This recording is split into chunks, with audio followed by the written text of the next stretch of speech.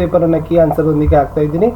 Most important ಇದ್ದಾವೆ, very important question paper ಇದೆ, ಕಡೆಯವರೆಗೂ ನೋಡಿ ಅಂತ ಹೇಳ್ತಾ ಆಲ್ರೆಡಿ ಭಾಳಷ್ಟು ಕ್ವಶನ್ ಪೇಪರ್ಗಳನ್ನು ಹಾಕಿದ್ದೀನಿ. ತಾವು ಹೆಚ್ಚಿನ ಕ್ವಶನ್ ವಿಡಿಯೋಗಳು ಬೇಕಾಗಿದ್ದರೆ SSLC ಪಾಸಿಂಗ್ ಸ್ಕೋರಿಂಗ್ ಪ್ಯಾಕೇಜ್ 2024 ಅಂತಲೇ ಒಂದು ಪ್ಲೇಲಿಸ್ಟ್ ಲಿಂಕ್ ಇದೆ, ಅದನ್ನು ಒತ್ತಿ ನೋಡಿ ಅಂತ ಹೇಳ್ತಾ ಕ್ವಶನ್ ಪೇಪರನ್ನು ಶುರು ಮಾಡುವ. ಭೌತ ವಿಜ್ಞಾನದಲ್ಲಿ ಪ್ರಶ್ನೆ ಪತ್ರಿಕೆ ಇದ್ದಾವೆ. ಸೊ ಮೊದಲ 4 ಬಹು ಆಯ್ಕೆ ಪ್ರಶ್ನೆಗಳಲ್ಲಿ ಮೊದಲ ಪ್ರಶ್ನೆ ಇತ್ತು, ಮಂಡಲದಲ್ಲಿ ವಿದ್ಯುತ್ ಪ್ರವಾಹದ ದಿಕ್ಕನ್ನು ಹಿಮ್ಮುಖಗೊಳಿಸುವ ಸಾಧನ ಯಾವುದು ಅಂತ ಕೇಳಿದ್ದಾರೆ. ಸೊ ಉತ್ತರ ದಿಕ್ ಪರಿವರ್ತಕ ಅಂತಕ್ಕಂಥದ್ದು ಸರಿಯಾದ ಉತ್ತರ ಆಗ್ತದೆ.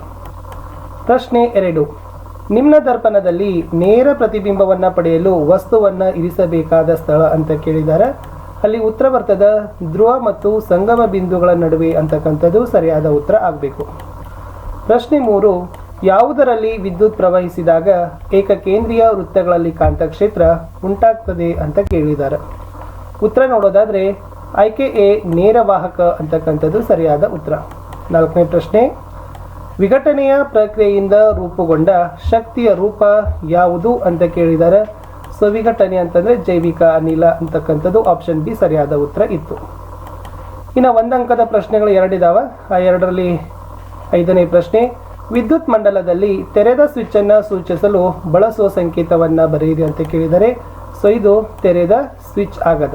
ಪ್ರಶ್ನೆ 6, ಕೊಟ್ಟಿರೋ ಚಿತ್ರದಲ್ಲಿ ಅಯಸ್ಕಾಂತದ ಉತ್ತರ ಧ್ರುವ ಯಾವುದನ್ನು ಸೂಚಿಸುತ್ತದೆ? ನಿಮ್ಮ ಉತ್ತರಕ್ಕೆ ಸೂಕ್ತ ಕಾರಣ ಕೊಡಿ ಅಂತ ಕೇಳಿದರೆ. ಚಿತ್ರ ಗಮನಿಸಿ. ಉತ್ತರ ಸೊ ಬಿ ಉತ್ತರ ಧ್ರುವವನ್ನು ಸೂಚಿಸ್ತದ. ಕಾಂತೀಯ ಬಲರೇಖೆಗಳು ಉತ್ತರ ಧ್ರುವದಲ್ಲಿ ಉತ್ತರ್ಜಿತವಾಗಿ ದಕ್ಷಿಣ ಧ್ರುವದಲ್ಲಿ ವಿಲೀನವಾಗ್ತದೆ ಅನ್ನೋದೇ ಅದಕ್ಕೆ ಇರ್ತಕ್ಕಂಥ ಮುಖ್ಯವಾದ ಕಾರಣ. ಇನ್ನು 2 ಅಂಕದ ಪ್ರಶ್ನೆಗಳಲ್ಲಿ ಪ್ರಶ್ನೆ 7 ಇದೆ, ಕೊಟ್ಟಿರೋ ಚಿತ್ರ ಗಮನಿಸಿ ಮತ್ತು ಈ ಪ್ರಯೋಗವನ್ನು ವಿವರಿಸಿರಿ ಅಂತ ಕೇಳಿದ್ದಾರೆ. ಸೊ ಉತ್ತರ ಇದು ಥ್ಯಾರಡೆಯ ಪ್ರಯೋಗ ಆಗ್ತದೆ. ಸೊ ಹೆಚ್ಚಿನ ಸಂಖ್ಯೆಯ ಸುತ್ತುಗಳನ್ನು ಹೊಂದಿರೋ ಸುರುಳಿಗೆ ಗ್ಯಾಲ್ವನೋಮೀಟರ್ ಸಂಪರ್ಕಿಸಬೇಕು. ಒಂದು ಪ್ರಬಲ ದಂಡಕಾಂತವನ್ನು ಸುರುಳಿಯ ಒಳಕ್ಕೆ ಚಲಿಸುವಂತೆ ಮಾಡಬೇಕು. ಗ್ಯಾಲ್ವನೋಮೀಟರ್ ಸೂಜಿಯ ಒಂದು ದಿಕ್ಕಿನಲ್ಲಿ ಚಲಿಸ್ತದೆ. ಕಾಂತದ ಚಲನೆ ನಿಲ್ಲುತ್ತಿದ್ದಂತೆ ವಿಚಲನೆ ಶೂನ್ಯವಾಗ್ತದೆ. ಆಗ ಕಾಂತವನ್ನು ಸುರುಳಿಯಿಂದ ಹಿಂದಕ್ಕೆ ತೆಗೆದುಕೊಳ್ಳಬೇಕು. ಆಗ ಗ್ಯಾಲ್ವನೋಮೀಟರ್ನ ಸೂಜಿ ಇನ್ನೊಂದು ದಿಕ್ಕಿನಲ್ಲಿ ವಿಚಲನೆಯನ್ನು ಹೊಂದುತ್ತದೆ. ಕಾಂತವನ್ನು ಸ್ಥಿರವಾಗಿ ಇರಿಸಿ ಸುರುಳಿಯನ್ನು ಚಲಿಸುವಂತೆ ಮಾಡಿದಾಗ ಗ್ಯಾಲ್ವನೋಮೀಟರ್ನ ಸೂಜಿ ವಿಚಲನೆ ಆಗ್ತದೆ ಅಂತಕ್ಕಂಥದ್ದು ಉತ್ತರಗಳಲ್ಲಿ ಬರೀಬೇಕು. ಪ್ರಶ್ನೆ 8, 20 S ರೋಧ ಹೊಂದಿರೋ ಒಂದು ಇಸ್ತ್ರಿ ಪೆಟ್ಟಿಗೆ 5 ಆಂಪಿಯರ್ ವಿದ್ಯುತ್ ಪ್ರವಾಹವನ್ನು ಉಪಯೋಗಿಸಿದರೆ 30 ಸೆಕೆಂಡ್ನಲ್ಲಿ ಉತ್ಪತ್ತಿಯಾಗುವ ಉಷ್ಣವನ್ನು ಕಂಡುಹಿಡಿಯಿರಿ ಅಂತ ಕೇಳಿದ್ದಾರೆ. ಏನೆಲ್ಲ ಕೊಟ್ಟಿದ್ದಾರೆ? ರೋಧ ಇದೆ, ಆಂಪಿಯರ್ ಇದೆ, ಸಮಯ ಇದೆ. ಓಕೆನಾ? ಸೊ ಕಂಡುಹಿಡಿತಕ್ಕಂಥದ್ದು H=R²RT. ಬೆಲೆಗಳನ್ನು ಆದೇಶಿಸೋಣ. 5:2 × 20 × 30. ಸೊ ದೇರ್ಫೋರ್ 5:2 ಅಂದರೆ 25, 30 × 6 S 20 × 30 ಅಂದರೆ 600. ದೇರ್ಫೋರ್ 25 × 600 = 15,000 ಬರ್ತದೆ. ಇದನ್ನು ಜೂಲ್ನಲ್ಲಿ ಬರಿಬೇಕು. ಇನ್ನೊಂದು ಲೆಕ್ಕ ನೋಡಿ, ಎಸ್ 2 ಆಂಪಿಯರ್, 3 ಆಂಪಿಯರ್, 5 ಆಂಪಿಯರ್ ರೋಧಕವನ್ನು ಸಮಾಂತರ ಕ್ರಮದಲ್ಲಿ ಜೋಡಿಸಿದ್ದಾರೆ. ಮಂಡಲದ ಒಟ್ಟು ರೋಧವನ್ನು ಕಂಡುಹಿಡಲಿಕ್ಕೆ ಕೇಳಿದ್ದಾರೆ. ಸೊ ನೋಡಿ ಏನು ಕೊಟ್ಟಿದ್ದಾರೆ? R1 3, R2 3, R3 3. ಸೊ ಸೂತ್ರ ಏನಿದೆ? 1/Rp = 1/R1 + 1/R2 + 1/R3. ಬೆಲೆಗಳನ್ನು ಆದೇಶಿಸೋಣ. 1/2 + 1/3 + 1/6. So therefore 6/6. ಸೊ ಅಲ್ಲೆಷ್ಟು ಬರ್ತದೆ? 1 ಅಂತಕ್ಕಂಥದ್ದು ಉತ್ತರ ಬರಬೇಕು. ಇನ್ನು 3 ಅಂಕದ ಪ್ರಶ್ನೆಗಳಲ್ಲಿ 9ನೇ ಪ್ರಶ್ನೆಯಲ್ಲಿ ನೋಡಿ ಏನಿದೆ ಅಂತ. ಎಸ್, ಗೋಲಿಯ ದರ್ಪಣದ ವಕ್ರತಾ ಕೇಂದ್ರ ಅಂದರೆ ಏನು? ನಿಮ್ನ ದರ್ಪಣದ 4 ಉಪಯೋಗಗಳನ್ನು ಬರೀರಿ ಅಂತ ಪ್ರಶ್ನೆ ಇತ್ತು. ಉತ್ತರ, ಗೋಲಿಯ ದರ್ಪಣದ ಪ್ರತಿಫಲಿಸುವ ಮೇಲ್ಮೈ ಗೋಳದ ಕೇಂದ್ರ ಆಗಿರ್ತದೆ. ಅಲ್ಲಿ ಚಾರ್ಟ್ಗಳಲ್ಲಿ ತಪಾಸಿನ ದೀಪ, ವಾಹನಗಳ ಮುಂಭಾಗದ ದೀಪಗಳಲ್ಲಿ ಬೆಳಕಿನ ಶಕ್ತಿಶಾಲಿ ಸಮಾಂತರ ಕಿರಣಪುಂಜ ಪಡೀಲಿಕ್ಕೆ, ಆಮೇಲೆ ಮುಖದ ದೊಡ್ಡ ಪ್ರತಿಬಿಂಬ ಪಡೆಯಲು ಕ್ಷೌರ ದರ್ಪಣಗಳಲ್ಲಿ, ದಂತವೈದ್ಯರು ರೋಗಿಗಳ ಹಲ್ಲುಗಳ ದೊಡ್ಡ ಪ್ರತಿಬಿಂಬಗಳನ್ನು ಪಡೀಲಿಕ್ಕೆ, ಸೌರ ಕುಲುಮೆಗಳಲ್ಲಿ ಸೂರ್ಯನ ಕಿರಣಗಳನ್ನು ವಿಕೇಂದ್ರೀಕರಿಸಲಿಕ್ಕೆ ಏನಾಗಿರ್ತದಪ್ಪ ಅಂತಂದರೆ ಇದನ್ನು ಬಳಕೆ ಮಾಡ್ತಾರೆ. ಸೊ ಇದು ಉಪಯೋಗಗಳಿತ್ತು, ನಿಮ್ನ ದರ್ಪಣದ 4 ಉಪಯೋಗಗಳು. ಇನ್ನು ಅಲ್ಲಿ ಇನ್ನೊಂದು ಪ್ರಶ್ನೆ ಇದೆ, ಮಸೂರದ ವರ್ಧನೆ ಕಂಡುಹಿಡಿತಕ್ಕಂಥ ಸೂತ್ರ ಕೇಳಿದ್ದಾರೆ. ಸೊ ಮಸೂರದ ವರ್ಧನೆ ಕಂಡುಹಿಡಿತಕ್ಕಂಥ ಸೂತ್ರ ಇದೆ ಇದು. ಓಕೆನಾ? ಇನ್ನು ಇನ್ನೊಂದು ಪ್ರಶ್ನೆ ಕೊಟ್ಟಿದ್ರೆ ಅದರಲ್ಲಿ ಬಿ ಪ್ರಶ್ನೆ, ಪಿ ಮತ್ತು ಕ್ಯೂ ಎಂಬ 2 ವಿಧದ ಮಸೂರಗಳ ವರ್ಧನೆ ಕ್ರಮವಾಗಿ +0.33 ಮತ್ತು -2 ಆಗದ. ಈ 2 ವಿಧಗಳಲ್ಲಿ ಪ್ರತಿಬಿಂಬದ ಸ್ವಭಾವವನ್ನು ಬರೀರಿ ಅಂತ ಕೇಳಿದ್ದಾರೆ. ಸೊ ನೋಡಿ ಉತ್ತರ ಏನು ಬರಿಬೋದು? ಪಿ ಮಿಥ್ಯ ಮತ್ತು ನೇರ, ಕ್ಯೂ ಸತ್ಯ ಮತ್ತು ತಲೆ ಕೆಳಗೆ ಅಂತಕ್ಕಂಥದ್ದು ಬರೀಬೇಕು. ಮುಂದಿನ ಪ್ರಶ್ನೆ 10 ಇದೆ. ಪಿನ ಮಸೂರದ ಸಂಗಮ ಬಿಂದು ಎಫ್ನಲ್ಲಿ ವಸ್ತುವನ್ನು ಇಟ್ಟಾಗ ಉಂಟಾಗೋ ಪ್ರತಿಬಿಂಬವನ್ನು ತೋರಿಸ್ತಕ್ಕಂಥ ರೇಖಾಚಿತ್ರ ಬರೀರಿ. ಪ್ರತಿಬಿಂಬದ ಸ್ಥಾನ ಮತ್ತು ಸ್ವಭಾವವನ್ನು ಬರೀರಿ ಅಂತ ಕೇಳಿದ್ದಾರೆ. 10ನೇ ಪ್ರಶ್ನೆ ಉತ್ತರ ಇದೆ. ಸೊ ಟೋಟಲ್ ಇಲ್ಲಿ ಪ್ರತಿಬಿಂಬದ ಸ್ಥಾನ ಇದೆ, ಅನಂತ ದೂರದಲ್ಲಿ, ಇಲ್ಲಿ ಸ್ವಭಾವ ಸತ್ಯ ಮತ್ತು ತಲೆ ಕೆಳಗಾದ, ಈ ಕಡೆ ಸ್ಥಾನ ಸಂಗಮ ಬಿಂದು ಎಫ್ನಲ್ಲಿ ದರ್ಪಣದ ಹಿಂಭಾಗ, ಸ್ವಭಾವ ಮಿಥ್ಯ ಮತ್ತು ನೇರ. ಸೊ ಇದು ಚಿತ್ರ ಇಲ್ಲಿ ಬರಿಬೇಕಿತ್ತು. ಇನ್ನೊಂದಿತ್ತು, ಪಿನ ದರ್ಪಣದ ಅನಂತದಲ್ಲಿ ವಸ್ತು ಇಟ್ಟಾಗ ಉಂಟಾಗೋ ಪ್ರತಿಬಿಂಬವನ್ನು ತೋರಿಸ್ತಕ್ಕಂಥ ರೇಖಾಚಿತ್ರ. ಸೊ ನೋಡಿ, ಇದು ಎಫ್ನಲ್ಲಿ ಇಟ್ಟಾಗ ಅಂತ ಇದೆನಾ. ಸೊ ಇದಿದ್ದು ಏನಪ್ಪ ಅಂತಂದರೆ ಆಪ್ಷನ್ ಇದೆ ನೋಡಿ, ಅನಂತದ ವಸ್ತುವನ್ನು ಇಟ್ಟಾಗ ಅಂತಕ್ಕಂಥದ್ದು ಈ ಥರದ್ದು ಇದನ್ನಿದೆ. ಇದು ಫಸ್ಟ್ ಒನ್ ಇದೆ, ಅದರಲ್ಲಿ ಆರ್ ಕ್ವಶನ್ ಇತ್ತು. ಸೆಕೆಂಡ್ ಇರ್ತಕ್ಕಂಥದ್ದು ಇದು ಇದೆ, ಕನ್ಫ್ಯೂಸ್ ಮಾಡ್ಕೊಳ್ಳಿಕ್ಕೆ ಹೋಗಬೇಡಿ.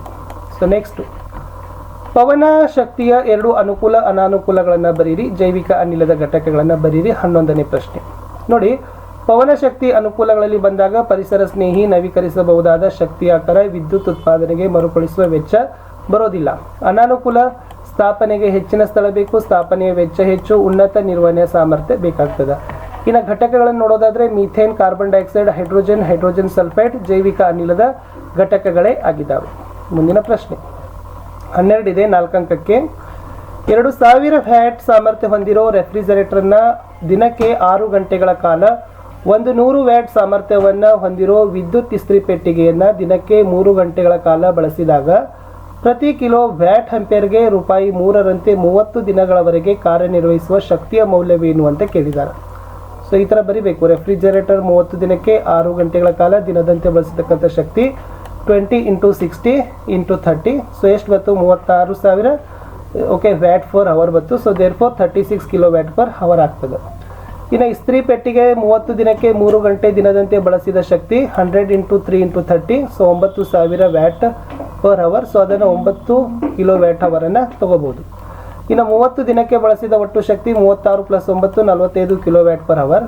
ರೂಪಾಯಿ 3ರಂತೆ ಒಟ್ಟು ಮೊತ್ತ 3 × 45 135 ರೂಪಾಯಿ ಅಂತಕ್ಕಂಥದ್ದು ಇಷ್ಟು ಲೆಕ್ಕ ಇತ್ತು. ಇಲ್ಲಿ ಬಿ ಪ್ರಶ್ನೆಯನ್ನು ಕೊಟ್ಟಿದ್ದಾರೆ. ರೆಫ್ರಿಜರೇಟರನ್ನು ವಿದ್ಯುತ್ ಇಸ್ತ್ರಿ ಪೆಟ್ಟಿಗೆಯನ್ನು ಸರಣಿಯಲ್ಲಿ ಜೋಡಿಸಿದಾಗ ಸರಿಯಾಗಿ ಕಾರ್ಯನಿರ್ವಹಿಸುತ್ತದೆಯೇ? ನಿಮ್ಮ ಉತ್ತರಕ್ಕೆ ಸೂಕ್ತ ಕಾರಣ ನೀಡಿ. ಉತ್ತರ, ಅದು ಸರಿಯಾಗಿ ಕಾರ್ಯನಿರ್ವಹಿಸೋದಿಲ್ಲ. ಏಕೆಂದರೆ ಅದು ಕಾರ್ಯನಿರ್ವಹಿಸಲು ವಿಭಿನ್ನ ಮೌಲ್ಯಗಳ ವಿದ್ಯುತ್ ಪ್ರವಾಹದ ಅವಶ್ಯಕತೆ ನಮಗೆ ಬೇಕು. ಇನ್ನು 5 ಅಂಕದ ಪ್ರಶ್ನೆ ಇದೆ 13A ಸೂರ್ಯ ಮುಂಜಾನೆ ಕೆಂಪಾಗಿ ಕಾಣಲು ಕಾರಣ ಏನು? ಉತ್ತರ, ಸೂರ್ಯನ ಬೆಳಕು ನಮ್ಮ ಕಣ್ಣನ್ನು ತಲುಪೋ ಮೊದಲು ದಿಗಂತದ ಸಮತಲದಲ್ಲಿನ ಗಾಳಿಯ ದಪ್ಪ ಪದರದಲ್ಲಿ ಚಲಿಸ್ತಾನೆ. ವಾಯುಮಂಡಲದಲ್ಲಿ ಹೆಚ್ಚು ದೂರ ಹೋಗಬೇಕಾಗಿರೋದ್ರಿಂದ ಕಡಿಮೆ ತರಂಗ ದೂರದ ಬೆಳಕು ಕಣಗಳಿಂದ ಚದುರಿ ಹೋಗ್ತದೆ. ಸೊ ಆ ಕಾರಣಕ್ಕಾಗಿ ಹೆಚ್ಚು ತರಂಗ ದೂರದ ಬೆಳಕಾದ ಕೆಂಪು ನಮ್ಮ ಕಣ್ಣನ್ನು ತಲುಪ್ತದೆ ಅಂತಕ್ಕಂಥ ಪಾಯಿಂಟ್ಸನ್ನು ನೀವು ಬರಿಬೇಕಿತ್ತು. ಸೊ ಇನ್ನೊಂದಿದೆ, ಸಮೀಪ ದೃಷ್ಟಿ ದೋಷ ದೂರದೃಷ್ಟಿ ದೋಷಕ್ಕಿಂತ ಹೇಗೆ ಭಿನ್ನ ಅಂತ ಕೇಳಿದ್ದಾರೆ. ಉತ್ತರ, ಇಲ್ಲಿ ಸಮೀಪ ದೃಷ್ಟಿ ದೋಷ, ಇದು ದೂರದೃಷ್ಟಿ ದೋಷ, ವ್ಯತ್ಯಾಸ ಬರಬೇಕು. ಸಮೀಪ ಅಂದರೆ ದೂರದ ವಸ್ತುಗಳು ಸ್ಪಷ್ಟವಾಗಿ ಕಾಣೋದಿಲ್ಲ, ಸಮೀಪದ ಕಾಣ್ತದ. ದೂರದೃಷ್ಟಿ ದೋಷ ಅಂದ್ರೆ ಹತ್ತಿರದ ವಸ್ತುಗಳು ಸ್ಪಷ್ಟ ಕಾಣೋದಿಲ್ಲ, ದೂರದ ಎಲ್ಲ ಕಾಣ್ತದ. ಸಮೀಪ ದೃಷ್ಟಿ ದೋಷದಲ್ಲಿ ವಸ್ತುವಿನ ಬಿಂಬ ರೆಟಿನಾದ ಮುಂದೆ ಬೀಳ್ತದ, ಬಟ್ ದೂರದೃಷ್ಟಿ ದೋಷದಲ್ಲಿ ವಸ್ತುವಿನ ಬಿಂಬ ರೆಟಿನಾದ ಹಿಂದೆ ಬರ್ತದ. ಸಮೀಪ ದೃಷ್ಟಿ ದೋಷ ಸರಿಪಡಿಸಲಿಕ್ಕೆ ನಿಮ್ನ ಮಸೂರ ಬಳಸಿದ್ರೆ, ದೂರದೃಷ್ಟಿ ಸರಿಪಡಿಸಲಿಕ್ಕೆ ಪಿನ ಮಸೂರ ಬಳಸ್ತೀವಿ. ಇಷ್ಟು ಭೌತಶಾಸ್ತ್ರದ ಪ್ರಶ್ನೆಗಳು ಇತ್ತು. ಇನ್ನು ರಸಾಯನಶಾಸ್ತ್ರದಲ್ಲಿ ಇರತಕ್ಕಂಥ ಬಹು ಆಯ್ಕೆ ಪ್ರಶ್ನೆ 14. ಸೋಡಿಯಂ ಸಲ್ಫೇಟ್ ಮತ್ತು ಬೇರಿಯಂ ಕ್ಲೋರೈಡ್ ದ್ರಾವಣಗಳನ್ನು ಮಿಶ್ರಣ ಮಾಡಿದಾಗ ಉಂಟಾಗುವ ಬಿಳಿ ವಸ್ತು ಯಾವುದು ಅಂತ ಕೇಳಿದರೆ ಸರಿಯಾದ ಉತ್ತರ ಬೇರಿಯಂ ಸಲ್ಫೇಟ್. 15ನೇ ಪ್ರಶ್ನೆ, ಹಲ್ಲಿನ ಸವೆತವನ್ನು ತಡೆಗಟ್ಟಲು ನಿಯಮಿತವಾಗಿ ಹಲ್ಲುಜ್ಜಲು ಸಲಹೆ ನೀಡ್ತಾರೆ. ಹಲ್ಲುಜ್ಜಲು ಸಾಮಾನ್ಯವಾಗಿ ಯಾವ ಒಂದು ಟೂತ್ಪೇಸ್ಟ್ನ ಸ್ವಭಾವ ಕಾರಣ ಆಗದ ಅಂತ ಕೇಳಿದರೆ ಅದು ಪ್ರತ್ಯಾಮ್ಲೀಯ ಅಂತಕ್ಕಂಥದ್ದು ಸರಿಯಾದ ಉತ್ತರ ಆಗ್ತದೆ. ಇನ್ನು ಮುಂದಿನ ಪ್ರಶ್ನೆ ನೋಡೋದಾದರೆ ಪ್ರಶ್ನೆ ಸಂಖ್ಯೆ 16, 1 ಅಂಕದ ಪ್ರಶ್ನೆ ಇದೆ. ಒಂದು ದ್ರಾವಣದಲ್ಲಿ H+, H3O+ ಅಯಾನುಗಳ ಸಂಖ್ಯೆ ಹೆಚ್ಚಾಗಿದ್ದರೆ ಆ ದ್ರಾವಣದ ಸ್ವಭಾವ ಮತ್ತು ರುಚಿಯನ್ನು ತಿಳಿಸಿ ಅಂತ ಕೇಳಿದರೆ ಅದರ ಸ್ವಭಾವ ಆಮ್ಲೀಯ ಆದರೆ ರುಚಿ ಹುಳಿಯನ್ನು ಹೊಂದಿರ್ತದೆ. ನೆಕ್ಸ್ಟ್ 17, ಮೆಂಡಲೀವ್ನ ಆವರ್ತಕ ನಿಯಮ ಬರಲಿಕ್ಕೆ ಹೇಳಿದ್ದಾರೆ. 17ನೇ ಪ್ರಶ್ನೆ ಉತ್ತರ, ಧಾತುಗಳ ಗುಣಗಳು ಅವುಗಳ ಪರಮಾಣು ರಾಶಿಯ ಆವರ್ತನೀಯ ಪುನರಾವರ್ತನೆಗಳೇ ಆಗಿದ್ದಾವೆ. ಮುಂದೆ 18, ಅಯಾನಿಕ್ ಸಂಯುಕ್ತಗಳು ದ್ರವಿತ ಸ್ಥಿತಿಯಲ್ಲಿ ವಿದ್ಯುತ್ತನ್ನು ಹರಿಲು ಬಿಡ್ತಾವ, ಕಾರಣ ಕೊಡಿ ಅಂತ ಕೇಳಿದ್ದಾರೆ. ಇಲ್ಲಿ ಉತ್ತರ, ಅಯಾನುಗಳ ನಡುವಣ ವಿದ್ಯುದಾಕರ್ಷಣ ಬಲಗಳ ಉಷ್ಣತೆಗೆ ಒಡ್ತವೆ, ಹಾಗಾಗಿ ಅಯಾನುಗಳು ಸ್ವತಂತ್ರವಾಗಿ ಚಲಿಸ್ತವೆ ಮತ್ತು ವಿದ್ಯುತ್ತನ್ನು ಹರಿಯಲು ಬಿಡ್ತವೆ. 19 ಸುಣ್ಣಕಲ್ಲಿನ ಉಷ್ಣ ವಿಭಜನೆ ಕ್ರಿಯೆಯ ರಾಸಾಯನಿಕ ಸಮೀಕರಣವನ್ನು ಬರೆಯಿರಿ ಅಂತ ಕೇಳಿದ್ದಾರೆ. CaCO3 ಉಷ್ಣ CaO ಪ್ಲಸ್ CO2 ಅಂತಕ್ಕಂಥದ್ದು ಉತ್ತರ. ಮುಂದಿನ ಪ್ರಶ್ನೆ 2 ಅಂಕದ ಪ್ರಶ್ನೆ 20 ಕಬ್ಬಿನ ಒಂದು ಮಿಶ್ರಲೋಹ ಅದರ ಘಟಕ ಧಾತುಗಳನ್ನು ತಿಳಿಸಿ ಅಂತ ಕೇಳಿದ್ದಾರೆ. ನೋಡಿ, ಕಬ್ಬಿನ ಒಂದು ಮಿಶ್ರರಹಿತ ಕಲೆರಹಿತ ಉಕ್ಕು, ಇದರಲ್ಲಿ ಕಬ್ಬಿಣ ನಿಕಲ್ ಕ್ರೋಮಿಯಂ ಇರ್ತದೆ ಅಂತ ಬರಿಬಹುದು. ಇನ್ನೊಂದು ಪ್ರಶ್ನೆ ಇದೆ, ಅದರಲ್ಲಿ ಥರ್ಮೈಟ್ ಕ್ರಿಯೆ ಎಂದರೇನು, ಒಂದು ಅನ್ವಯ ತಿಳಿಸಿ ಅಂತ ಕೇಳಿದರೆ ಮೋಸ್ಟ್ ಇಂಪಾರ್ಟೆಂಟ್ ಕ್ವಶನ್. ಅತಿ ಬಹಿರುಷ್ಣಕವಾದ ಸ್ಥಾನಪಲ್ಲಟ ಕ್ರಿಯೆಯನ್ನೇ ಥರ್ಮೈಟ್ ಅಂತ ಕರಿತೀವಿ. ಅದರ ಸೂತ್ರ Fe2O3s plus 2Als 2FeAl2OS plus ಉಷ್ಣ ಅಂತಕ್ಕಂಥದ್ದು ಬರಬೇಕು. ಇದನ್ನು ರೈಲ್ವೆ ಹಳಿಗಳ ಅಥವಾ ಮುರಿದ ಯಂತ್ರ ಭಾಗಗಳ ಜೋಡಣೆಗಳಲ್ಲಿ ಈ ಕಬ್ಬಿಣದ ಆಕ್ಸೈಡ್ನ ಪ್ರತಿವರ್ತನೆಗಳನ್ನು ಬಳಸ್ತಾರೆ ಅನ್ನೋದು ಇಂಪಾರ್ಟೆಂಟ್. ಇನ್ನು 21 ನೀರಿನ ವಿದ್ಯುತ್ ವಿಭಜನೆ ಚಿತ್ರ ಬರೀರಿ. ಪ್ರಣಾಳ ಮತ್ತು ಗ್ರಾಫೈಟ್ ದಂಡವನ್ನು ಗುರುತಿಸಲಿಕ್ಕೆ ಕೇಳಿದ್ದಾರೆ. ಸೊ ಈ ಥರ ತಾವೇನು ಮಾಡಬೇಕು, ಚಿತ್ರ ಬರೆದು ಒಳಗಡೆ ಇರ್ತಕ್ಕಂಥದ್ದು ಗ್ರಾಫೈಟ್ ದಂಡ ಇದೆ, ಈ ಕಡೆ ಇದು ಇರ್ತಕ್ಕಂಥದ್ದು ಪ್ರಣಾಳ ಅಂತಕ್ಕಂಥದ್ದು ಬರಿಬೇಕು. ನೆಕ್ಸ್ಟ್ ಕೋಷ್ಟಕ ಗಮನಿಸ್ರಿ. ಒಂದೇ ರೀತಿಯ ಲಕ್ಷಣ ಹೊಂದಿರೋ ಧಾತುಗಳು ಯಾವುವು ಅಂತ ಕೇಳಿದ್ದಾರೆ. ಅದರಲ್ಲಿ ಸರಿಯಾದ ಉತ್ತರ ಬರ್ತದೆ P ಮತ್ತು R ಅಂತಕ್ಕಂಥದ್ದು. ನೆಕ್ಸ್ಟ್ ಹೆಚ್ಚು ಪರಮಾಣು ಗಾತ್ರ ಹೊಂದಿರೋ ಧಾತು ಯಾವುದು ಏಕೆ ಅಂತ ಕೇಳಿದ್ದಾರೆ ಬಿದಲ್ಲಿ. ಸೊ ಉತ್ತರ ಬರ್ತದೆ R ಅಂತಕ್ಕಂಥದ್ದು, ಏಕೆಂದರೆ ವರ್ಗದಲ್ಲಿ ಕೆಳಗೆ ಹೋದಂತೆ ಪರಮಾಣು ಗಾತ್ರ ಹೆಚ್ಚುತ್ತಾ ಹೋಗ್ತದೆ. ಇನ್ನು 3 ಅಂಕದ ಪ್ರಶ್ನೆಗಳಲ್ಲಿ 23ರಲ್ಲಿ ಎ ಪ್ರಶ್ನೆ. ಒಂದು ಅನುರೂಪ ಶ್ರೇಣಿಯ ಮೊದಲ ಹೈಡ್ರೋಕಾರ್ಬನ್ನ ಅಣುಸೂತ್ರ C2H2. ಈ ಶ್ರೇಣಿಯ 3ನೇ ಸದಸ್ಯನ ಅಣುಸೂತ್ರ, ರಚನಾ ಸೂತ್ರ ಮತ್ತು ಹೆಸರನ್ನ ಬರೀರಿ. 3ನೇ ಸದಸ್ಯ ಯಾರಾಗಿರ್ತಾರಪ್ಪ ಅಂತಂದ್ರೆ ಬ್ಯೂಟೇನ್ ಆಗಿರ್ತದೆ. ಅದರ ರಚನಾ ಸೂತ್ರ C2H6 ಅದೇ. ಸೊ ಅದನ್ನು C2H6 ಅಲ್ಲಿ ನಾವೇನು ಮಾಡ್ತೀವಿ, ಬರಿಬೇಕಾಗ್ತದೆ. ಮುಂದಿನ ಪ್ರಶ್ನೆ, ಪ್ರೋಪೆನೋನ್ನ ರಚನಾ ಸೂತ್ರ ಬರೀರಿ. ಇದು ಪರ್ಯಾಪ್ತವೇ ಅಪರ್ಯಾಪ್ತವೇ ಅಂತ ತಿಳಿಸಿ. ನೋಡಿ, ಪ್ರೊಪೇನನ್ನ ರಚನಾ ಸೂತ್ರ ಏನಾಗ್ತದಪ್ಪ ಅಂದ್ರೆ ಇದು ರಚನಾ ಸೂತ್ರ ಬರೀತಕ್ಕಂಥದ್ದು. ಇದು ಪರ್ಯಾಪ್ತ ಆಗಿದೆ ಅಂತಕ್ಕದ್ದನ್ನು ಬರಿಬೇಕಿತ್ತು. ಇನ್ನು 24ರಲ್ಲಿ ಎ ಪ್ರಶ್ನೆ, ಎಥೆನಾಲ್ನಿಂದ ಈಥೇನ್ ಅನ್ನು ಹೇಗೆ ಪಡೀತಾರೆ, ಸಂಬಂಧಿಸಿದ ಸಮೀಕರಣವನ್ನು ಬರೀರಿ. ಇಲ್ಲಿ ಎಥೆನಾಲ್ ಅನ್ನು 443 ಕೆಲ್ವಿನ್ ತಾಪದಲ್ಲಿ ಹೆಚ್ಚಿನ ಪ್ರಮಾಣದ ಸಾರೀಕೃತ ಸಲ್ಫ್ಯೂರಿಕ್ ಆಮ್ಲದೊಂದಿಗೆ ಕಾಯಿಸಿದಾಗ ಎಥೆನಾಲ್ ನಿರ್ಜಲಗೊಂಡು ಈಥೀನ್ ಆಗ್ತದೆ. ಇದನ್ನು CH3 - C2OH ಬಿಸಿಯಾದ ಸಾರಯುಕ್ತ H2SO4ದೊಂದಿಗೆ ಸಂಯೋಗ ಹೊಂದಿದಾಗ CH2 ಪ್ಲಸ್ H2 ಅಂತಕ್ಕಂಥದ್ದು ಆಗಬೇಕು. ಇಲ್ಲಿ ಇನ್ನೊಂದು ಪ್ರಶ್ನೆ ಇದೆ, ಸಾಮಾನ್ಯವಾಗಿ ಖಾದ್ಯ ತೈಲಗಳನ್ನು ಕೊಬ್ಬುಗಳನ್ನಾಗಿ ಪರಿವರ್ತಿಸೋ ಕ್ರಿಯೆಗೆ ಏನಂತ ಕರೀತಾರೆ ಅಂತ ಕೇಳಿದರೆ ಅದನ್ನು ಹೈಡ್ರೋಜನೀಕರಣ ಅಂತ ಕರೀತಾರೆ. 24ನೇ ಎ ಪ್ರಶ್ನೆ, ಈಥೇನ್ ಅಣುವಿನ ಎಲೆಕ್ಟ್ರಾನ್ ಚುಕ್ಕಿ ರಚನೆಯನ್ನ ಬರೀರಿ. ಸೊ ಇದು ಏನಾಗಿತ್ತಪ್ಪ ಅಂದ್ರೆ ಚುಕ್ಕಿ ರಚನೆ ಇತ್ತು. ಮುಂದಿನ ಪ್ರಶ್ನೆ, ರಚನಾ ಸಮಾಂಗಿ ಅಂದ್ರೆ ಏನು, ಬ್ಯೂಟೇನ್ನ ರಚನಾ ಸಮಾಂಗಿಗಳನ್ನ ಬರೀರಿ. ಇಲ್ಲಿ ರಚನಾ ಸಮಾಂಗಿ ಅಂದ್ರೆ ಒಂದೇ ಅಣುಸೂತ್ರ ಬೇರೆ ಬೇರೆ ವಿಭಿನ್ನ ರಚನೆ ಹೊಂದಿರೋ ಸಂಯುಕ್ತವೇ ರಚನಾ ಸಮಾಂಗಿಗಳು.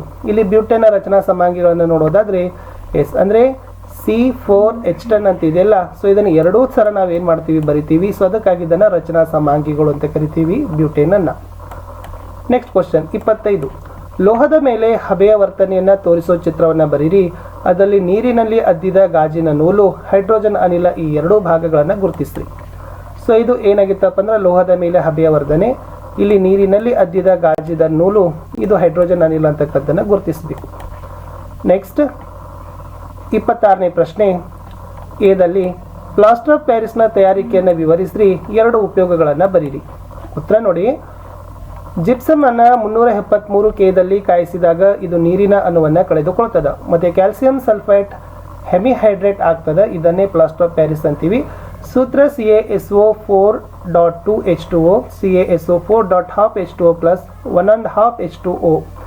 ಆಮೇಲೆ ಅದರ ಉಪಯೋಗಗಳಲ್ಲಿ ಬರೋದಾದ್ರೆ ಮುರಿದ ಮೂಳೆಗಳಿಗೆ ವೈದ್ಯರು ಬಳಸ್ತಾರೆ. ಆಟಿಕೆಗಳ ತಯಾರಿಕೆಗಾಗಿ ನುಣುಪಾದ ಮೇಲ್ಮೆಯನ್ನು ತಯಾರಿಸಲಿಕ್ಕೆ POPಗಳನ್ನು ಬಳಸ್ತಾರೆ. ಇದು ಇನ್ನೊಂದು ಪ್ರಶ್ನೆ, ಪ್ರಬಲ ಆಮ್ಲ ಮತ್ತು ದುರ್ಬಲ ಆಮ್ಲಗಳು ವರ್ತಿಸಿದಾಗ ಏನಾಗ್ತದೆ, ಅಲ್ಲಿ ಏನೂ ಆಗೋದಿಲ್ಲ, ಆಮ್ಲ ಲವಣ ಮತ್ತು ನೀರು ಉಂಟಾಗ್ತದೆ. Simple answer. ನೆಕ್ಸ್ಟ್, ಅಡುಗೆ ಸೋಡಾವನ್ನು ಬೆಂಕಿ ಆರಿಸೋ ಸೋಡಾ ಆಸಿಡ್ಗಳ ಉಪಕರಣಗಳನ್ನೇ ಬಳಸ್ತೀವಿ, ಏಕೆ? ಸೊ ಹೇಗೆ ಬಳಸ್ತೀವಿ ಅಂತಂದರೆ ಅದರಲ್ಲಿ ಕಾರ್ಬನ್ ಡೈಆಕ್ಸೈಡನ್ನು ಬಿಡುಗಡೆ ಮಾಡ್ತದೆ ಮತ್ತು ಅದು ಬೆಂಕಿಯನ್ನು ನಂದಿಸ್ತದೆ ಅಂತಕ್ಕದ್ದನ್ನು ಬರೆದ್ರೆ ಸಾಕು. ಜೀವಶಾಸ್ತ್ರದಲ್ಲಿ ನೋಡೋದಾದರೆ 27, ಲೇಖಾ ರಸ್ತೆ ದಾಟಲು ಬಯಸಿದಾಳೆ. ಅವಳ ರಸ್ತೆಯ ಎರಡೂ ಬದಿಗಳನ್ನು ನೋಡಿ ರಸ್ತೆಯ ಇನ್ನೊಂದು ಬದಿಗೆ ನಡೀತಾಳೆ. ಈ ಪ್ರಕ್ರಿಯೆಯಲ್ಲಿ ಯಾವುದನ್ನು ಒಳಗೊಂಡಿದೆ ಅಂತ ಕೇಳಿದ್ದಾರೆ. ಅದರಲ್ಲಿ ಮಹಾಮಸ್ತಿಷ್ಕ, ಅನುಮಸ್ತಿಷ್ಕ ಮತ್ತು ಕಂಕಾಲ ಸ್ನಾಯುಗಳು ಅನ್ನೋದು ರೈಟ್ ಆನ್ಸರ್. ನೆಕ್ಸ್ಟ್ 28. ಒಬ್ಬ ರೈತ ತನ್ನ ಹೊಲದಲ್ಲಿರುವ ಬಾಳೆ ಗಿಡಗಳಿಂದ ಅನುವಂಶೀಯವಾಗಿ ಬಹುಮಟ್ಟಿಗೆ ಅವುಗಳನ್ನೇ ಹೋಲೋ ಬಾಳೆ ಗಿಡಗಳನ್ನೇ ಬೆಳೆಯಲು ಬಯಸಿದ್ದಾನೆ. ಈ ಉದ್ದೇಶಕ್ಕಾಗಿ ನೀವು ಈ ಕೆಳಗಿನ ಯಾವ ವಿಧಾನವನ್ನು ಸೂಚಿಸ್ತೀರಿ? ಸರಿಯಾದ ಉತ್ತರ ಕಾಯಜ ಸಂತಾನೋತ್ಪತ್ತಿ. ಇನ್ನು ದ್ಯುತಿ ವಿಶ್ಲೇಷಣೆ ಕ್ರಿಯೆಗೆ ಎಲೆಯ 2 ಹೊಂದಾಣಿಕೆಗಳನ್ನು ತಿಳಿಸಿ ಅಂತ ಕೇಳಿದ್ದಾರೆ. ಅದು ಅಗಲವಾದ ಎಲೆಗಳು, ಪತ್ರರಂಧ್ರಗಳನ್ನು ಹೊಂದಿದೆ, ಕ್ಲೋರೋಫಿಲ್ ಅನ್ನು ಹೊಂದಿದೆ, xylem ಮತ್ತು ಫ್ಲೇಮ್ ಅಂಗಾಂಶವನ್ನು ಹೊಂದಿದೆ ಅಂತಕ್ಕದ್ದನ್ನು ಬರಿಬೇಕಿತ್ತು. ಇನ್ನು ಹೊಸ ಪ್ರಭೇದವೊಂದರ ಉಗಮಕ್ಕೆ ಕಾರಣವಾದ 2 ಅಂಶಗಳನ್ನು ಬರಲಿಕ್ಕೆ ಹೇಳಿದ್ದಾರೆ. ಅಲ್ಲಿ ನೈಸರ್ಗಿಕ ಆಯ್ಕೆ, ಅಂಶವಾಯುಗಳ ಹರಿವು, ವರ್ಣತಂತುಗಳ ಸಂಖ್ಯೆಯಲ್ಲಿ ಏರುಪೇರು, ಅನುವಂಶೀಯ ದಿಕ್ಸೂಚಿ, ಭೌಗೋಳಿಕ ಬೇರ್ಪಡಿಸುವಿಕೆ. 3 ಅಂಕದ ಪ್ರಶ್ನೆಗಳಲ್ಲಿ ಚಿತ್ರಗಳನ್ನ ಕೊಟ್ಟಿದ್ದಾರೆ. ಕಾಂಡ ವ್ಯವಸ್ಥೆ ತೋರಿಸುವ ವಿದ್ಯಮಾನವನ್ನೇ ಹೆಸರಿಸಿ. ಈ ಚಲನೆಯಲ್ಲಿ ಪ್ರಮುಖವಾಗಿ ವಹಿಸುವ ಸಸ್ಯ ಹಾರ್ಮೋನು ಯಾವುದು ಅಂತ ಕೇಳಿದ್ದಾರೆ. ನೋಡಿ, ಅದರಲ್ಲಿ ದ್ಯುತಿ ಅನುವರ್ತನೆ ಅಂತ ಕರೀತಾರೆ. ಆಕ್ಸಿನ್ಗಳು ಅಂತಕ್ಕಂಥದ್ದು ಅದು ಮುಖ್ಯವಾದ ಕಾರಣ. ಇನ್ನೊಂದು ಪ್ರಶ್ನೆ, ಆಹಾರ ಸರಪಳಿಯನ್ನು ಗಮನಿಸಬೇಕು. ಮಿಡತೆಗೆ 500 ಜೂಲ್ಗಳಷ್ಟು ಶಕ್ತಿ ಲಭಿಸಿದ್ರೆ ಹಾವಿಗೆ ಲಭ್ಯವಾಗುವ ಶಕ್ತಿ ಪ್ರಮಾಣ ಎಷ್ಟು ಅಂತ ಕೇಳಿದ್ದಾರೆ. ಆಮೇಲೆ ಶಕ್ತಿ ಹರಿವು ಏಕಮುಖವಾಗಲಿಕ್ಕೆ ಕಾರಣ ಕೊಡಿ ಅಂತ ಕೇಳಿದ್ದಾರೆ. ಎ ಪ್ರಶ್ನೆ ಉತ್ತರ 5 ಜೂಲ್ ಸಾಧ್ಯವಿಲ್ಲ. ಬಿ ದಲ್ಲಿ ಸ್ವಪೋಷಕಗಳಿಂದ ಸೆರೆ ಹಿಡಿಯಲಾದ ಶಕ್ತಿಯು ಪುನಃ ಸೌರಶಕ್ತಿಗೆ ಹಿಂದಿರುಗೋದಿಲ್ಲ. ಮತ್ತೆ ಸಸ್ಯಾಹಾರಿಗಳಿಗೆ ಸೇರಿ ಹೋದ ಶಕ್ತಿಯು ಸ್ವಪೋಷಕರಿಗೆ ಹಿಂದೆ ಬರೋದಿಲ್ಲ ಅಂತಕ್ಕಂಥ ತಾವೇನು ಮಾಡಬೇಕಾಗಿತ್ತಪ್ಪ ಅಂತಂದರೆ ಅಲ್ಲಿ ಬರಿಬೇಕಾಗಿತ್ತು. ಅಂದರೆ ಪ್ರತಿಯೊಂದು ಪೋಷಣಾ ಸ್ತರದಲ್ಲಿ ಲಭ್ಯವಿರೋ ಶಕ್ತಿಯ ಪ್ರತಿ ಹಂತದಲ್ಲಿ ಶಕ್ತಿಯ ನಷ್ಟದಿಂದಾಗಿ ಕ್ರಮೇಣ ಕಡಿಮೆ ಆಗ್ತದೆ ಅಂತಕ್ಕಂಥ ಪಾಯಿಂಟ್ಸ್ಗಳು ಬರಿಬೇಕಿತ್ತು. ಇನ್ನು ಕೊಟ್ಟಿರೋ ಕಿಣ್ವಗಳಿಗೆ ಸರಿಯಾದ ಆಹಾರದ ಘಟಕಗಳನ್ನು ಹೆಸರಿಸಲಿಕ್ಕೆ ಕೇಳಿದ್ರು ನಿಮಗೆ. ಅಲ್ಲಿ ಅಮೈಲಸ್ ಪಿಷ್ಟ, ಲೆಪೆಪ್ಸಿನ್ ಪ್ರೋಟೀನ್, ಲ್ಯಾಪೈಸ್ ಲಿಪಿಡ್, ಟ್ರಿಪ್ಸಿನ್ ಪ್ರೋಟೀನ್ ಅಂತಕ್ಕದ್ದನ್ನು ಬರೀರಿ. ನೆಕ್ಸ್ಟ್, ಹೆಣ್ಣು ಸಂತಾನೋತ್ಪತ್ತಿಯ ಚಿತ್ರಗಳನ್ನು ತೆಗೆದು ಅದರಲ್ಲಿ ಅಂಡಾಶಯ, ಅಂಡನಾಳ, ಗರ್ಭಕೋಶದ ಕಾರ್ಯಗಳನ್ನು ಕೇಳಿದ್ದಾರೆ. ಸೊ ತಾವೇನು ಮಾಡಬೇಕು, ಅಂಡಾಶಯ ಹೆಣ್ಣು ಲಿಂಗಗಳನ್ನು ಉತ್ಪತ್ತಿ ಮಾಡ್ತದೆ. ಅಂಡನಾಳಗಳಲ್ಲಿ ಅಂಡವನ್ನು ಅಂಡಾಶಯದಿಂದ ಗರ್ಭಕೋಶಕ್ಕೆ ಸಾಗಿಸ್ತದೆ. ಗರ್ಭಕೋಶ ಭ್ರೂಣಾಂಕುರದ ಬೆಳವಣಿಗೆ ಆಗ್ತದೆ. ಇಷ್ಟು ಕಾರ್ಯಗಳನ್ನು ಇಲ್ಲಿ ಬರಿಬೇಕಿತ್ತು. ಇನ್ನು ಜರಾವಿನ ರಚನೆ ಮತ್ತು ಮಹಿಳೆಯ ಗರ್ಭಾವಸ್ಥೆಯಲ್ಲದರ ಪ್ರಮುಖ ಪಾತ್ರ ಅಂತ ಕೇಳಿದ್ದಾರೆ. ಸೊ ಪ್ರಶ್ನೆಗೆ ಉತ್ತರಗಳನ್ನು ತಾವು ನೋಡ್ಕೊಡ್ರಿ. ಇದು ಜರಾವಿನ ಬಗ್ಗೆ ಪ್ರಶ್ನೆ ಇತ್ತು. ಉತ್ತರ 35ರಲ್ಲಿ ಪಳೆಯುಳಿಕೆ ಇಂಧನಗಳ ದಹನ ಹಸಿರು ಮನೆ ಪರಿಣಾಮಕ್ಕೆ ಹೇಗೆ ಕಾರಣ ಅಂತ ಕೇಳಿದ್ದಾರೆ. ಸೊ ಇದು ಏನಾಗಿತ್ತಪ್ಪ ಅಂದ್ರೆ ಪಳೆಯುಳಿಕೆ ಇಂಧನಗಳು ಹಸಿರು ಮನೆ ಪರಿಣಾಮಕ್ಕೆ ಕಾರಣವಾಗಿರ್ತಕ್ಕಂಥ ಅಂಶಗಳನ್ನ ಸೂಚಿಸ್ತು. ಇನ್ನು ಬೀದಲ್ಲಿತ್ತು ಸ್ಥಳೀಯ ಜನರು ಅರಣ್ಯ ಸಂಪನ್ಮೂಲಗಳ ಪಾರುದಾರರು ವಿವರಿಸಿರಿ. ಇದು ಏನಾಗಿತ್ತಪ್ಪ ಅಂದ್ರೆ ಅರಣ್ಯ ಸಂಪನ್ಮೂಲಗಳ ಬಗ್ಗೆ ಕೊಡ್ತಕ್ಕಂಥ ಪಾಯಿಂಟ್ಸ್ ಇತ್ತು. ಇನ್ನು ಹೃದಯದ ನೀಳಛೇದ ನೋಟದ ಚಿತ್ರವನ್ನು ಬರೆದು ಮಹಾಪಧಮನಿ ಮತ್ತು ಪಪ್ಪುಸಕ ಅಭಿಧಮನಿಗಳನ್ನು ಗುರುತಿಸಬೇಕಿತ್ತು. ಸೊ ಇದರ ಚಿತ್ರವನ್ನು ತೆಗೆದು ಮಹಾಪಧಮನಿ ಮತ್ತು ಪುಪ್ಪಸಕ ಅಭಿಧಮನಿಗಳನ್ನು ಗುರುತಿಸಬೇಕಿತ್ತು. ಇನ್ನು ನೋಡಿ 37ರಲ್ಲಿ ದುಂಡನೆ ಹಳದಿ ಚಕ್ಕರ್ ಬೋರ್ಡನ್ನು ಬರಲಿಕ್ಕೆ ಕೇಳಿದ್ದಾರೆ. ಸೊ ಇದಿತ್ತು ಚಕ್ಕರ್ ಬೋರ್ಡ್. ಸೊ ತಾವೆಲ್ಲ ನೋಡ್ತಿರ್ಬೋದು. ಪಾಸ್ ಮಾಡಿ ಪ್ರಾಕ್ಟೀಸ್ ಮಾಡಿ, ಯಾಕಂದ್ರೆ 4 ಅಂಕಕ್ಕೆ ಫಿಕ್ಸ್ ಕ್ವಶನ್ಸ್ ಇದು. ಮುಂದೆ ರಚನಾನುರೂಪಿ ಮತ್ತು ಕಾರ್ಯಾನುರೂಪಿ ಅಂಗದ ನಡುವಿನ ವ್ಯತ್ಯಾಸ ಕೇಳಿದ್ದಾರೆ. ಸೊ ಇದು ಕೂಡ ರಚನಾನುರೂಪಿ ಮತ್ತು ಕಾರ್ಯಾನುರೂಪಿ ನಡುವಿನ ಅಂಗಗಳ ವ್ಯತ್ಯಾಸ ಮೋಸ್ಟ್ ರಿಪೀಟೆಡ್ ಆಗ್ತಕ್ಕಂಥ ಕ್ವಶನ್ ಅದು. ಇನ್ನು ಇಲ್ಲಿ ಒಂದು ಅಪ್ಲೈಡ್ ಕ್ವಶನ್ಸ್ ಇದೆ, ಹಾರ್ಮೋನುಗಳ ಬಗ್ಗೆ ಇದೆ. ಓಕೆನಾ. 38 ಎ ಪ್ರಶ್ನೆ ಓದ್ಕೊಡ್ರಿ. ಅದಕ್ಕೆ ಉತ್ತರ ಇರ್ತಕ್ಕಂಥದ್ದು ಇದೆ. ಎದಲ್ಲಿ ಇರ್ತಕ್ಕಂಥದ್ದು ಪ್ರಶ್ನೆ. ನೆಕ್ಸ್ಟ್ ಬಿದಲ್ಲಿ ನೋಡಿ ಸಸ್ಯ ಹಾರ್ಮೋನು ಯಾವುದು ಅಂತ ಕೇಳಿದ್ದಾರೆ. ಸೊ ಇದು ಸಸ್ಯ ಹಾರ್ಮೋನು. ಓಕೆ. ಇನ್ನು ನೆಕ್ಸ್ಟ್ ಲಾಸ್ಟ್ ಕ್ವಶನ್, ವೈದ್ಯರ ಹೇಳ್ತಕ್ಕಂಥ ಅಯೋಡಿನ್ ಉಪ್ಪಿನ ಪ್ರಾಮುಖ್ಯತೆ ಕೇಳಿದ್ದಾರೆ. ಸೊ ಇದು ಅಯೋಡಿನ ಪ್ರಾಮುಖ್ಯತೆಯನ್ನು ತೋರಿಸ್ತಕ್ಕಂಥ ಚಿತ್ರ ಇತ್ತು. ಲಾಸ್ಟ್ ಕ್ವಶನ್ ಪರಾವರ್ತನೆ ಕೇಳಿದ್ದಾರೆ, ಅದರ ಪ್ರಾಮುಖ್ಯತೆ ಕೇಳಿದ್ದಾರೆ. ಸೊ ಇದು ಪರಾವರ್ತನೆ ಮತ್ತು ಅದರ ಪ್ರಾಮುಖ್ಯತೆಯನ್ನು ತೋರಿಸ್ತಕ್ಕಂಥ ಅಂಶಗಳು ಇತ್ತು. ಸೊ ಇಷ್ಟೇ ಇತ್ತು ಈ ವಿಡಿಯೋದಲ್ಲಿ ಅಂತ ಹೇಳ್ತಾ ಒಂದು ಸೈನ್ಸ್ನ ಕ್ವಶನ್ ಪೇಪರ್ನ ಕೀ ಆನ್ಸರ್ದೊಂದಿಗೆ ಕೊಟ್ಟಿದ್ದೀನಿ. ವಿಡಿಯೋನ ಲೈಕ್, ಶೇರ್